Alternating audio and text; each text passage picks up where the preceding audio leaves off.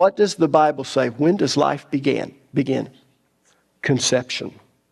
So if we go back to the earliest point in our life, our conception, do you know what we find?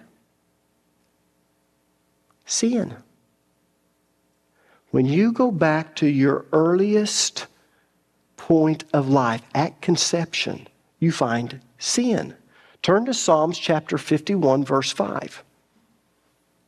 Surely I was sinful at birth, sinful from the time my mother conceived me. Oh my gosh! From the moment that sperm made contact with the egg, and it was truly contact ready to go. Adam's nature, the Adamic nature, sin was there. So from conception, I had Adam's nature. I had his sin nature. That's why in Genesis it says that Seth, and that's why it brings it up.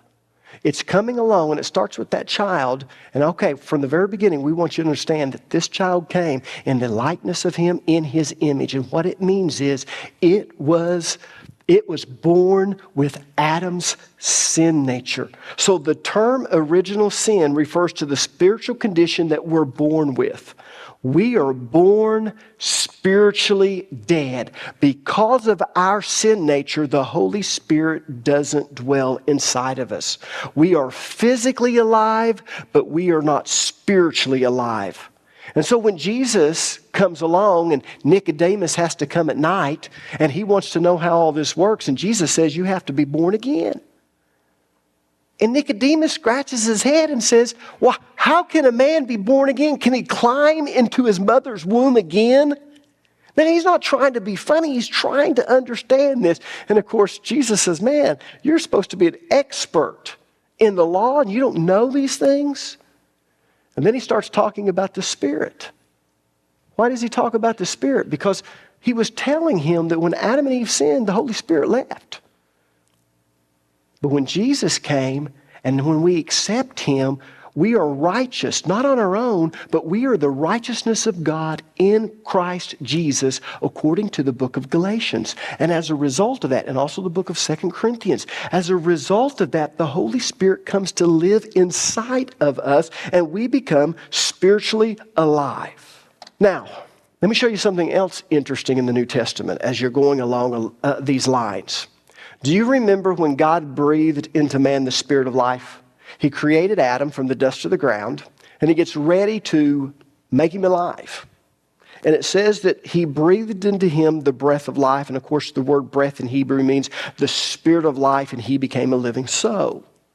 Well, let me show you what Jesus did after his resurrection. Turn to the book of John, the 20th chapter, verses 19 through 22. That Sunday evening, the disciples were meeting behind locked doors because they were afraid of the Jewish leaders. Those Jewish leaders had crucified Jesus Christ and they were hiding out. Suddenly, it's talking about after his resurrection, Jesus was standing there among them. Peace be with you, he said. As he spoke, he showed them the wounds in his hands and his side. They were filled with joy when they saw the Lord. Again he said, peace be with you. As the Father has sent me, I am sending you. Then he breathed on them and said, receive the Holy Spirit. Now this is kind of interesting.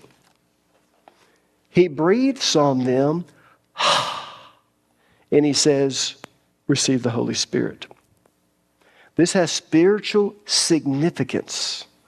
It is very symbolic. Because as God breathed into Adam and Eve and they became alive, they were also spiritually alive. But because of sin, they had spiritually died. When Jesus is resurrected, he comes to the disciples. He says, peace with you. I want you to know that I'm alive. And what does it take to be born again? Thou must believe in thine heart that God hath what? Raised him from the dead. And you must confess with your mouth that Jesus is Lord, that he's the Messiah. And so he says, touch me, feel me, hit there. And boy, it's like, peace be with you. It's like he's alive. And Jesus says, receive you the Holy Spirit. Because man has been spiritually dead since Adam and Eve sinned, but here they are, and this is symbolic of what's going to happen to every person who believes. Every person who believes in Jesus, the breath, the Spirit of God is going to come inside of them, and they're going to become spiritually alive. Wow. Now, when we go back to the story of Nicodemus, Nicodemus is there. And he doesn't understand these things. Jesus talks about the wind. He says, we see the evidence of the wind, but we can't see it. And he's talking about the Holy Spirit. He said, you're not going to be able to look at a person and say, well, I can see the Holy Spirit in him. But we're going to see the evidence of the Holy Spirit in them.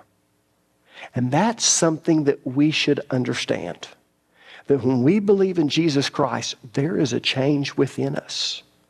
The Holy Spirit comes to live inside of us. And as before, and different as before, where maybe we just had a conscience and we knew the difference between right and wrong, this time we have something much more. We don't just have a conscience, but now we have the Holy Spirit that's guiding, leading, directing us.